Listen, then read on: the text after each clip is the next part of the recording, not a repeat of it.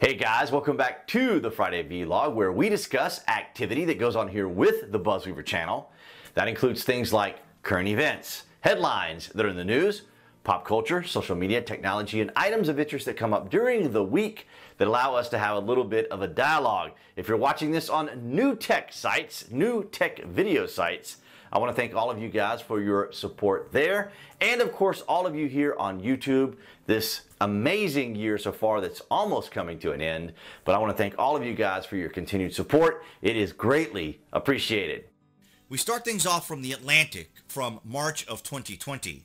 Stay alive, Joe Biden. Democrats need little from the frontrunner beyond his corporeal presence, from Alex Wagner. Now, of course, you may recognize the condescension in this statement, and I see it as being very indicative of Democrats, progressives, and the left, who perceive that only their ideologies, philosophies, and worldview are what helps America or people in society function. Because the Democrats, of course, perceive themselves as having the solutions to everything, particularly for minorities who would not be able to succeed, accomplish, go to school, get jobs, and just be productive members of society and receive justice if it wasn't for the Democrats. Now, of course, I put a little bit of a Republican bias spin on that, but suffice to say, you can see the headline in this article as Joe Biden being a vessel, a surrogate, which is why I call him the establishment-appointed surrogate president, because right here from The Atlantic, they are treating Joe Biden as a vessel, as a means to an end. We go to Real Clear Politics because, of course, they have a larger pool or a larger pool of individuals or across the mainstream media, an aggregate. We see here that his approval rating is at 42.3, and he's right at 52 disapproval, and that's with a 0.97 or 9.7 error or margin of error. So think about that. It could be 9 less, it could be 9 more. So I like to mention that as a footnote because he has the backing of the establishment. He has the backing of the Democrats and the activists and the progressives and the tech giants, but we're going to talk about how that's falling apart. Now, when we go over here to Civex, which is a larger pool of respondents, for example, or they have up to 136,651 responses here, you can see that his disapproval is 53% and his approval is at 37%. Now, I won't go into the demographics of it all because I don't want to bury the lead, as they say in the journalist business. So if we go over here, we can see from the Daily Mail, this will be no surprise to anyone here, to all of you who are astute, to all of you very common sense, level-minded individuals already know that the Democrats work alongside the mainstream media, the tech giants, the activists. We've talked about this many, many times. So from the Daily Mail, stop being mean to me. White House holds secret meetings with news organizations to demand better publicity for Biden as Washington Post columnist claims president is being treated worse than Trump. You have got to be kidding me.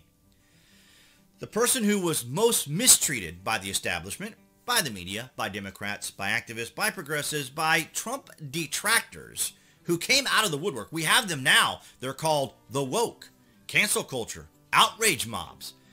We have many, many different organizations, and all of these cropped up during the time of President Trump because they were all told that Trump wasn't going to win, and when he did win, reality completely collapsed before them, and this is why we're kind of in this very bizarre redefining of language, redefining of meaning, and we have identitarian, intersectionality, we have the whole sexuality, identity thing going on there, non-binary, binary, this theory, that theory. We have all these things going on, all because apparently President Trump becoming president was too much of a psychological and emotional hardship on these individual people.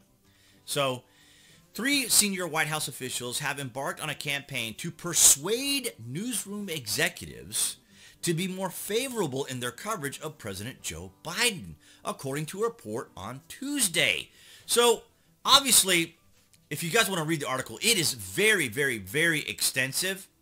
And essentially, it is what we have always said and what we always maintain. And you guys know my mantra, that the left works alongside the mainstream media, and Democrats work alongside the mainstream media. The activists work alongside the mainstream media. The mainstream media is the vocal mouthpiece. They are the social cultural persuader, as it were, here in the United States. And they're trying to suggest that they need to do more to make Joe Biden look good. And the reason that he looks so bad is because you cannot cover up reality. You cannot redefine reality now. People are going to the gas station and seeing that gas prices are up. People are going to the grocery store. People are trying to buy new cars or used cars. People are now having to pay their heating bills. These things are going up. Taxes are going up. These are things you cannot hide. Now, it's one thing when you go after President Trump, because as we have talked about, President Trump is the one who's received the most negative press, who's received the most negative coverage. And we've talked about this. You guys have seen this graphic. If you're a follower of the channel for quite some time, you have seen this graphic a great deal. 62% negative coverage of President Trump within his first 60 days. And then, of course, we see Joe Biden, 46% mostly positive, and then 39% about even mixed. So you have a high percentage of positivity for Joe Biden, who simply, as the Atlantic said, they just needed his corporeal presence. So if we go over here to NPR, Pew study, news coverage of Trump more negative than for other presidents. I was trying to come up with other words that didn't exist there, guys. So just like with that graphic that I just showed you, news stories about Trump more negative than those about other recent presidents. This is not a mystery to anyone. This is only a mystery to the left, to the progressives, to the activists, to the Democrats, who probably just lack intellectual honesty to stop for a moment, reflect, and look at what's actually going on. Because it was absolutely astounding that some of my classmates and people that I know who were constantly on Trump all the time. And then I would point these things out. I would give them facts. I would give them graphs. I would give them charts. I would give them statistics. I would give them data. All the things that these particular individuals look for to obviously to substantiate their position. This is why they're also the whole about trust the science kind of thing. And they just kind of scoffed because the attitude was that President Trump was not going to win the election, right? And that it was just not going to happen. And when this actually went through, they had a mental breakdown. That's just the best way to describe it, is there was a mental disconnect, right? There was an issue that happened to these people, and they lost their ever-living minds. And I think it's very interesting because some of these media organizations are catching on to the fact that we use Archive today. So basically the reason you see me use Archive today is, of course, to it really blocks all the advertisement for the mainstream media who hide all of their content behind paywalls. So as you can see here, of course, Tim Pool, of course, pays for all these particular agencies. But the headline here is Todd Smith, broadcast media coverage of Trump 95% negative. And I kind of want to do a shout out to Tim because he does such an astounding job, such an outstanding job that it can make my job, kind of that much more interesting and that much more effective because he comes up with some of the best content I've ever seen when it comes to these because that is the nature of his business. So I'd like to give a shout out to him when I borrow elements and aspects of his broadcasting. But from that headline, as you can see, Todd Smith, broadcast media coverage of Trump 95% negative. And so they're trying to suggest that poor Joe Biden is not getting the proper coverage that he should get, but you can't change reality. You can't change reality. Negative press coverage of President Trump has worsened. Since 2016, previous studies from analysts at the Media Research Center revealed that the coverage of Trump on major broadcast networks was 91% negative. A study released this week found that the coverage is now 95% negative. So as President Trump likes to say, if he were getting the level of positive coverage that a Democrat would get, you would think that the United States had hit the highlight, the apex. We would be in a golden age. Bells would be chiming at churches.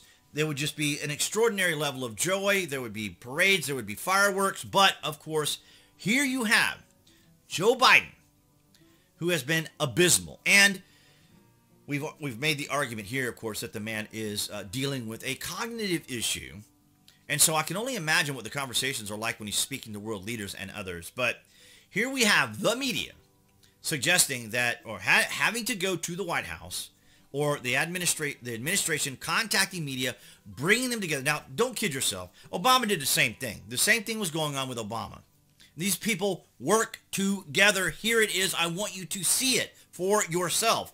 These individuals work together to ensure that a Democrat president looks as good as possible, even though the bottom is completely falling out. As I have mentioned several times, AOC exaggerated and sensationalized what was going on at the border during President Trump's administration. And now when it is actually happening, we hear nothing. So that should give you a clear distinction of what I'm talking about here, as well as the graphs that you saw here from NPR. And right, 62% right here. You know, and of course, as we said, that was within the first 60 days. And it just continued on and on and on and on and on. And it was a big pylon. And of course, you know, I'm always talking about Molly Ball's article from Time magazine, where a cabal of people work together to obviously achieve a desired outcome with an election, because as we know, it all starts right here. From the Atlantic. Stay alive, Joe Biden. Democrats need little from the frontrunner beyond his corporeal presence. And that's what you have, ladies and gentlemen, in the United States of America. You have an establishment-appointed surrogate vote-by-mail president, because, of course, we've talked about how they changed rules and laws and others so that they could use mail-in ballots as a way to ensure, to cushion, to be as insurance, or to serve as insurance, to make sure that Joe Biden became president. And the reason everything is falling apart is because the establishment wants Joe Biden to raise taxes. Of course, some on the left want him to raise taxes, if for no other reason than to punish certain groups of individuals. We already see that the FBI and, of course, other agencies within government going after certain political figures like Roger Stone, Steve Bannon, for example. And, of course, they're always continuing to go after President Trump. But it's falling apart for them because the progressives want a little of this, the establishment wants a little of that, the Democrats want a little of something else, and they're all clashing together. And it's falling apart for them, and they're seeing the writing on the wall when it comes to the 2020 election, so they had to have this secret meeting. And that's what I have for you guys this Friday. All right, guys, so that's going to wrap it up for this Friday vlog. Thank you for the likes, the shares, and the comments. All your support is always appreciated. And below this video, you can find the various social media sites that I belong to, where you can see my daily posts. So go down there and check some of those out.